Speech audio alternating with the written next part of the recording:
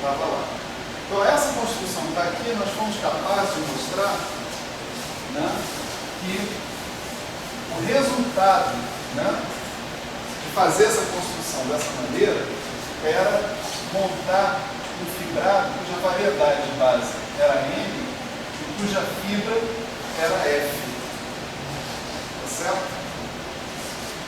Eu tinha um fibrado, né, que era considerado fibrado associado. Observe que sobre o F, a gente tem a ação à esquerda do grupo. Certo? O grupo que age à esquerda sobre o F. Ele age à direita sobre o F, ele age à esquerda sobre o F. Então, aqui, ação de G à esquerda, né? Isso aí é um ingrediente, né, na construção do fibrado associado. Então, esse F tem que ter uma ação desse G definida à esquerda. Essa ação do G não precisava ser uma ação livre, pode ser uma ação efetiva, pode ser uma ação de vários tipos de ação que ele podia ter, né?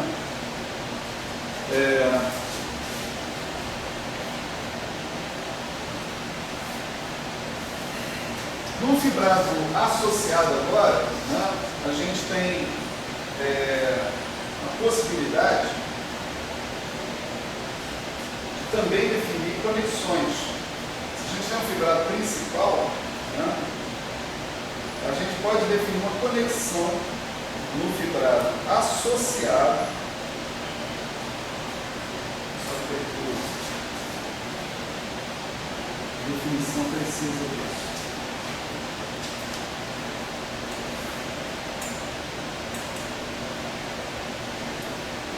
Não, desculpe.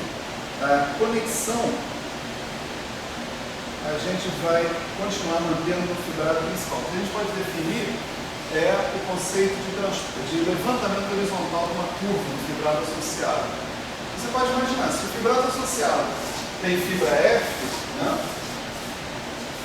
se tiver uma curva alfa aqui no fibrado principal, você vai ter uma curva, né, do fibrado associado, que é essencialmente, localmente, uma curva no espaço produto cartesiano M e cartesiano F, né, que vai implicar na escolha de um certo elemento de F para cada ponto que você tiver.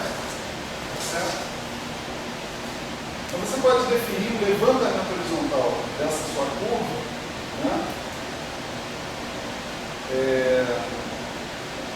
É claro que para isso você precisa definir o espaço horizontal, etc. e tal, e você vai usar os instrumentos que você tem à sua disposição para fazer essas definições. Claro que a gente vai usar a conexão, né, mas não de uma maneira muito direta, porque eu preciso definir mapeamentos, né, entre o fibrado principal e o fibrado associado, para que eu possa fazer a conexão retrocedida para esses mapeamentos atuar no fibrado associado. Né? Então eu tenho o conceito sim de levantamento horizontal, né?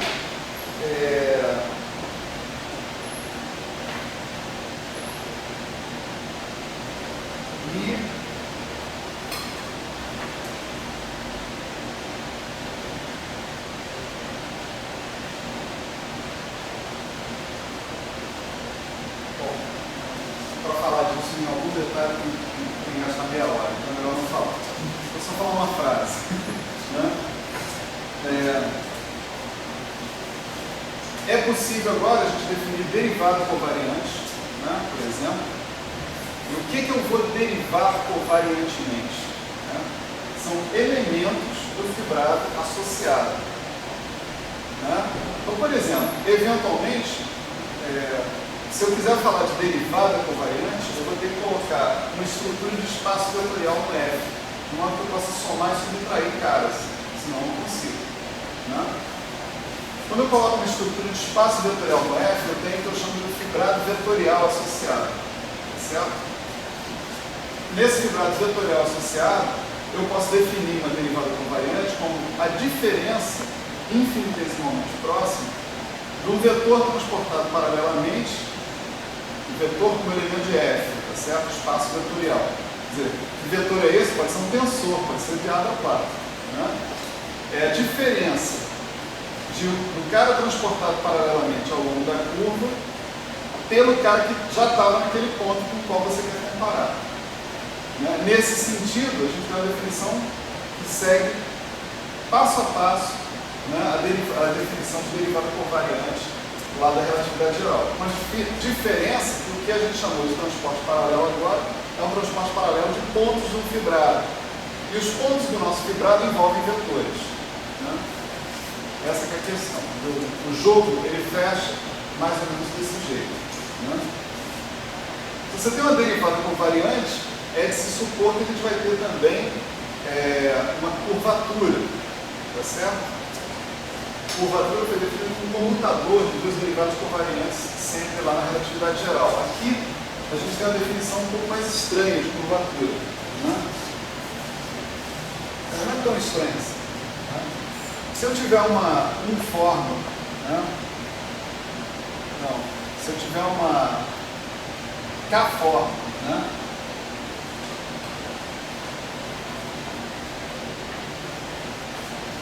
Certo? Quer dizer, eu tenho a variedade E, né? O espaço total do fibrado principal, né? Aqui eu defini uma uniforme de conexão, né? Mas eu posso usar o espaço produto tensorial dessas duas uniformes de conexão para definir duas formas de conexão, três formas, quatro formas, o que eu quiser, tomando valores na álgebra de Lie, etc. E tal. Imagina que eu tenho uma K-forma alfa, né? Do E. Eu posso definir a chamada derivada exterior covariante da seguinte maneira.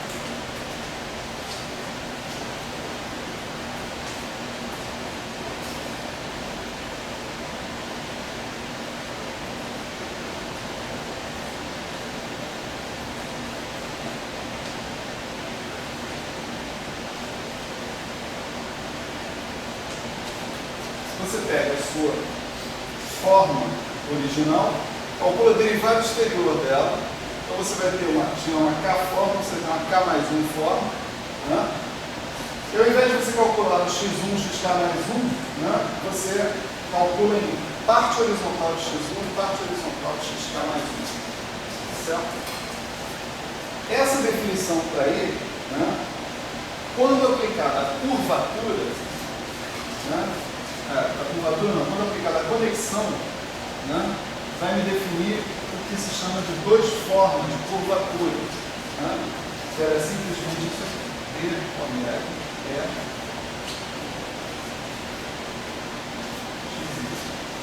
certo?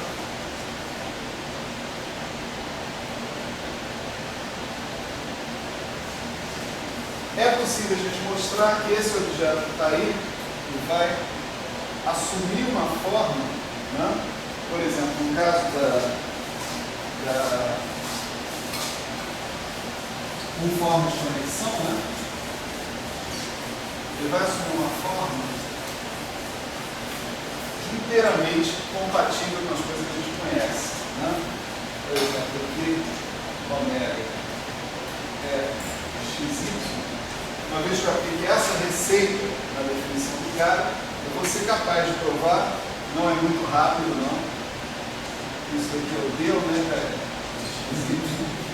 mais comutador ômega é de x com ômega é de y. Aqui é o comutador mesmo, porque você lembra que o ômega aplicado em x é um elemento da álgebra de Lie, né? Ou seja, do espaço tangente do grupo de Lie na identidade.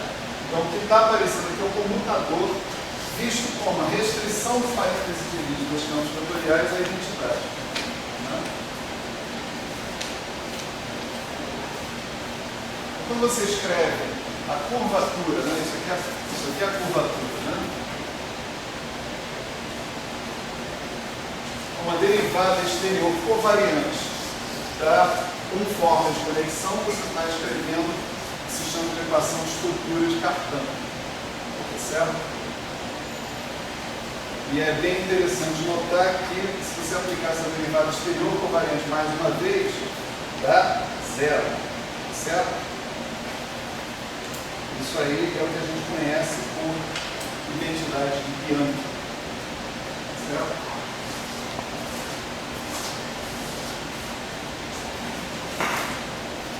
tudo isso está demonstrado aqui, tá? Sem maiores problemas. Só queria que vocês vissem aonde que se chega se vocês resolverem estudar esse negócio até o final. Tá? Então, aqui, essa parte de fibrados pode continuar indefinidamente. Como eu disse, tudo que eu falei aqui deve ser até a página 4 do Kobayashi no Miso, né? Então, vocês imaginam o quanto tem pela frente inexplorado, né? Mas tem, em particular, uma parte muito importante, da qual a gente nem tocou, não daria tempo para tocar, que exigiria um pré-requisito, tudo isso que a gente acabou de ver, que é a parte de classes características, né? As classes características são invariantes topológicos associados com variedades diferenciáveis, em particular, particularmente importantes quando a gente fala que essas variedades são fibradas, né? Então, várias coisas que a gente escuta falar por aí, teoremas do Ince, né? E propriedades topológicas de anomalias e coisas desse tipo, estão diretamente vinculadas a esses objetos, as classes características, né? Então, essa seria uma sequência natural de estudo dentro dessa linha de trabalho que está colocada aqui. Mas está aí um curso que eu não preparei ainda, né? Um dia, quem sabe, eu preparo, né? Depois que eu aposentar, né? Mas por enquanto vocês ficam com isso, tá? Isso aí, valeu, pode desligar, tchau.